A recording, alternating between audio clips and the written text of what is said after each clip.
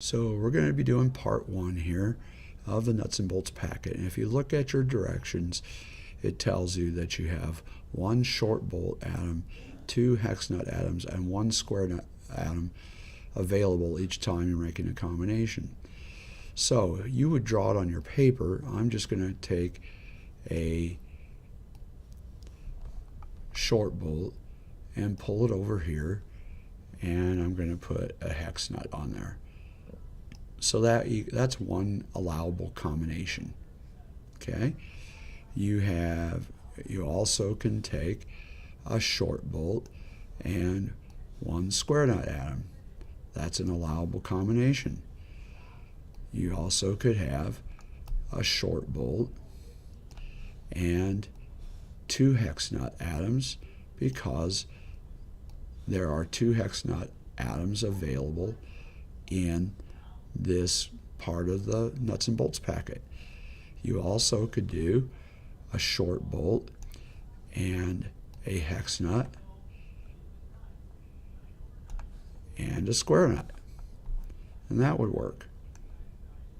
Some people were taking the short bolt and they were putting the square nut first and then the hex nut, saying that's a different combination. Okay. Then you could have a short bolt, two hex nuts, and a square nut. That's another allowable combination. And from there, you can just change the arrangement, the order of the hex nuts and square nut.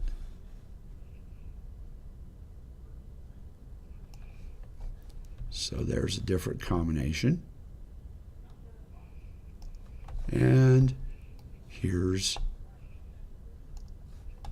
the last combination that we can make. And you'll see that this makes 8 combinations. We did this in class a couple of times. And so if you weren't paying attention in class, then you didn't get these down. But you should have. Okay? So that's really the end of part one, is that you have these 8 combinations with one short bolt and two hex nuts and one square nut, with at least one bolt and one nut each time. Notice I said at least. So that's the end of part one. I hope that's helpful to you.